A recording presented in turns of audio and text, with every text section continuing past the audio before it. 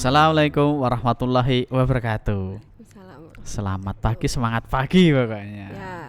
Selamat pagi Bu Santi. Selamat pagi Pak Eko. Masih semangat. Masih semangat gitu ya. Ini pertemuan yang terakhir Bu. Iya, pertemuan terakhir ke-14 nih. nih. Oke. Kita akan bahas apa tuh ini di Kita akan pertemuan bahas ke-14? tentang suku dan Suku reksadana dan reksadana syariah. Nah. Ini masih kelanjutan yang pertemuan 12, 12, 13 13, 14 kita bahas tentang syariah Oke, ya. luar biasa. Oke. Oke Bu, mungkin langsung aja mungkin. Oke. Ya. Tentang yang ke-14 ini kan kita akan membahas tentang, ya memang tadi kan pertemuan sebelumnya 12-13 adalah tentang syariah ya. Saham syariah. Ini kita spesifik lagi tentang apa pengertian dan karakteristik tentang suku. Kemudian contoh perhitungan suku, kemudian reksadana syariah. Nah, kemudian kita akan ngambil kesimpulan apa sih sebenarnya perbedaan reksadana syariah dan non syariah. Oke. Kemudian ini seperti tadi ya data pertemuan sebelumnya bahwa Indonesia itu memiliki penduduk yang mayoritasnya adalah Muslim. Jadi perkembangan suku koperasi ini merupakan produk keuangan yang patuh dengan ketentuan syariah. Jadi sebenarnya suku ini adalah obligasi. Nah, kalau di konvensionalnya obligasi. Kalau di syariah namanya adalah suku. Oke. Ya. Jadi suku ini adalah sebagai alternatif pendanaan perusahaan. Ya. Jadi salah satu instrumen pasar modal syariah yang bisa diterbitkan oleh korporasi adalah suku korporasi namanya. Kemudian beberapa negara memang dikenal dengan penerbit suku. Jadi bukan di Indonesia saja. Jadi ada Malaysia, Bahrain, Qatar, Brunei Darussalam, kemudian Arab ya pastinya, Pakistan, Jerman. Jadi bahkan banyak. Jerman juga ada ya? Ada. Kemudian salah satunya adalah jadi investor konvensional dan investor syariah. Main. Jadi seperti itu. Kalau suku ini adalah salah satu karakteristik suku, dia adalah yang menjadi pembeda ya dengan obligasi, yaitu selain adanya underlying aset atau aset yang mendasarinya atau aset yang menjamin, ada juga pernyataan kesesuaian dengan prinsip syariah dari tim ahli syariah atau dewan pengawas syariah. Labelnya sudah syariah berarti. Jadi harus syariah. Nah, kalau di suku ini kenapa harus ada aset yang menjamin? Nah, aset yang menjamin ini adalah aset berwujud tertentu. Jadi ada gedung nantinya, ada pembangunan apa, atau ada proyek apa. Jadi gitu harus jelas dulu ada, gitu. Aset berwujudnya apa, atau nanti dalam bentuk jasa yang sudah ada maupun yang akan ada. Jadi nanti sudah ada dulu asetnya. Berarti nilai aktif atau asetnya itu benar-benar kasat mata. Betul, ya, sudah ada dulu. Memang itu prinsip syariahnya harus prinsip seperti syariah itu gitu, di dalam suku seperti itu. Kalau obligasi kan, oh ya wis aku mau bangun itu, tapi kita ngasih surat utang dan ditentukan kupon atau bunganya. Kalau di suku dia nanti imbal bagi hasil. Bukan bunga tapi bagi hasil. Prinsipnya adalah bagi hasil. Seperti itu. Kemudian ada aset proyek tertentu. Kemudian kegiatan investasinya telah ditentukan. Apa sih? Jadi jelas apa yang akan ditentukan. Pembangunan apa? Di awal sudah dijelaskan, tentukan. Ya ini tadi ya yang harus kita tahu adalah underlying aset dapat berupa apa? Aset berwujud tertentu. Kemudian jasanya sudah maupun yang akan ada harus jelas ada gitu ya. Harus jelas. Kemudian nilai manfaat atas aset berwujud itu. Kemudian aset proyeknya tertentu apa? Jelas. Kemudian kegiatan investasinya sudah ditentukan gitu Bu ya. Ini jelas berarti ya. Sudah jelas bahwa objek yang menjadi dasar transaksi penerbit suku ini, prinsip keuangan syariah harus ada ya tadi ya. Harus ingat baik-baik adalah aset yang menjamin untuk menghindari apa? Transaksi money for money yang dapat dikategorikan riba gitu. Judi, horor itu tadi. Jadi prinsipnya suku itu ya. Kemudian kriterianya yaitu tadi kalau aset yang berwujud berarti berupa gedung, tanah, bangunan dan lainnya. Kalau misalnya berupa jasa ya apa? Jasa yang mau kita tawarkan apa gitu kan? Jelas. Jadi harus jelas. Sekilas tentang suku. Suku itu apa sih pengertiannya? Berarti kan adalah efek syariah berupa sertifikat atau bukti kepemilikan yang nilainya bernilai sama dan mewakili bagian yang tidak terpisahkan atau tidak terbagi atas aset yang mendasarinya. Ini berdasarkan peraturan OJK tahun 2015. Jadi suku sama halnya dengan obligasi, tapi produk investasinya di pasar modal berbasis syariah. Suku bukanlah surat utang, melainkan surat berharga syariah yang berupa sertifikat atau bukti kepemilikan atas aset. Ya. Itu poin 3 tuh yang harus digarisbawahi ya. Bukan surat utang, melainkan surat bukti berharga syariah, bukti kepemilikan kita terhadap suatu aset. Jadi perusahaan kalau misalnya dia butuh dana, dia punya aset misalnya gedung, berapa persen yang dia akan lepas untuk ditawarkan menjadi surat berharga ke dalam bentuk suku. Kayak gitu ya. Jadi ingat baik-baik, jangan ada judi, ketidakpastian, bunga, tapi dia menggunakan akad syariah. Dan ingat berbasis underlying asetnya. Ingat baik-baik istilah di suku, kita ingat ya underlying aset. Kemudian ini adalah salah satu contoh suku. Kemarin pemerintah juga mengeluarkan retail SR 013. Ya, ingat beberapa pertemuan yang lalu ada 17, sekarang 13. Ada 13. Nah, kemudian ini adalah simulasinya seperti yang dulu, sama bisa dibacalah berapa ini simulasinya. Nah, untuk hasil penjualan suku retail, untuk penjualan aset suku retail yang saya bilang banyak diminati oleh generasi milenial. Ini bahkan Pak, total penjualannya malah melebihi yang telah ditetapkan atau ditargetkan. Dari target di awal ditargetkan oleh pemerintah, malah dia melebihi target. Nah, sampai total investornya adalah 44.803 total investor. Banyak dan banget yang terkumpul ya. Sampai berapa?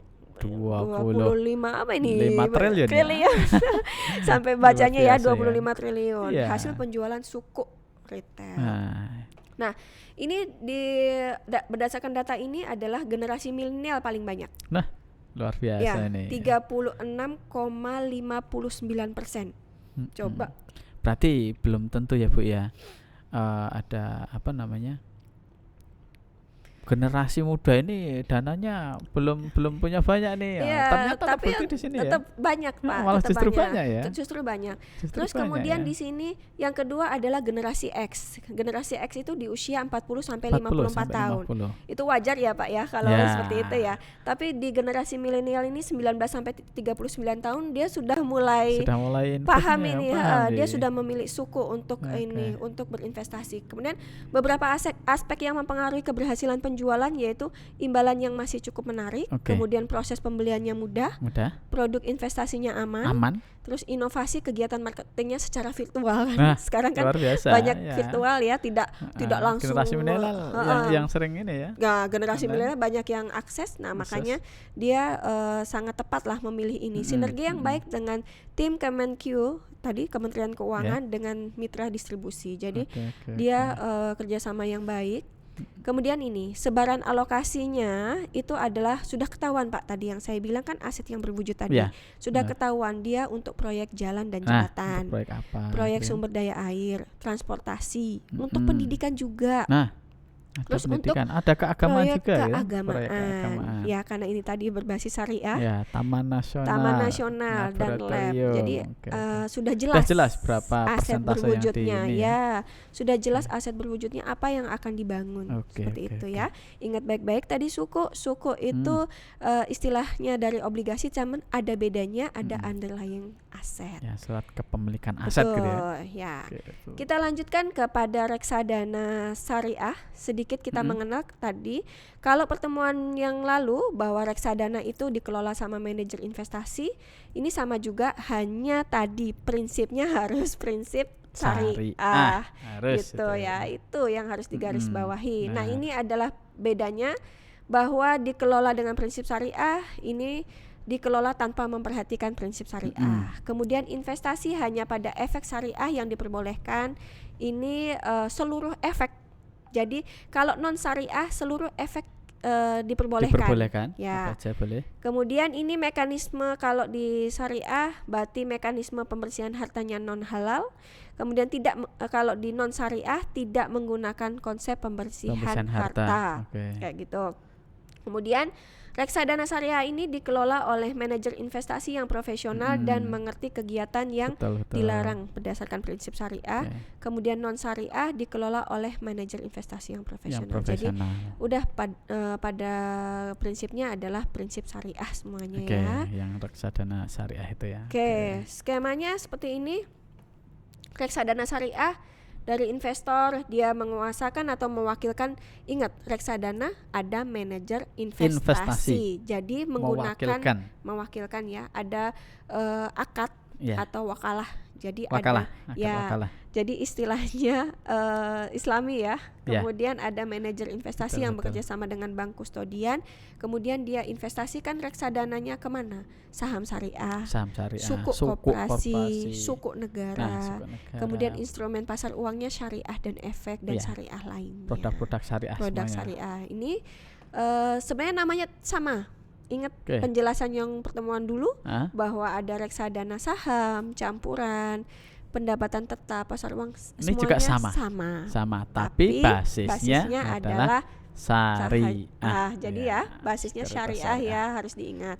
Mungkin syariah. Itu ya Pak Eko dari saya untuk suku dan reksadana syariah. Untuk diskusi lebih lanjut bisa di Google Classroom dilanjutkan di Google Classroom. Ibu Santi, terima kasih karena ini pertemuan yang ke-14. Kita mau minta nih pesannya Ibu Santi kepada teman-teman mahasiswa nih. Pesan saya kan kita di awal sudah belajar tentang manajemen investasi dan pasar modal. Jadi setidaknya mata kuliah ini membuka wawasan dulu lah. Ada mungkin yang beberapa mahasiswa, wah saya belum belum atau belum mau berinvestasi. Nah itu adalah mungkin di awal-awal seperti itu. Di mata kuliah ini adalah memahami dulu sambil memikir, jangan terlalu lama memahaminya. Jangan terlalu lama memahaminya, tapi bagaimana upaya kita untuk mengaplikasikannya. Makanya ingat di awal saya bilang kita membuat tujuan keuangan kita. Kenapa? Di situ mungkin waktu ngumpulin tugas mini kuisnya, ya udah saya ngumpulin aja dulu gitu kan. Tapi saat ini di pertemuan terakhir ini udah mulai investasi yang paling tepat harus sudah memikirkan investasi ya, jangan konsumsi terus entah obligasi, entah saham.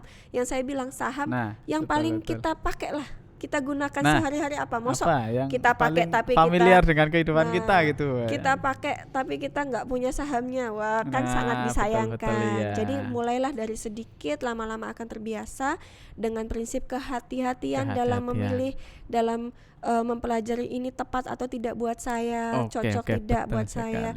Terus untuk pensiun nanti saya harus punya apa? Sudah harus memikirkan investasi. Nggak ada passive income-nya kan juga sangat disayangkan sekali. Semoga dengan adanya mata kuliah manajemen investasi dan pasar modal, selain memahami, mengaplikasikan, dan kita memiliki tujuan keuangan yang tepat lah sebagai generasi milenial.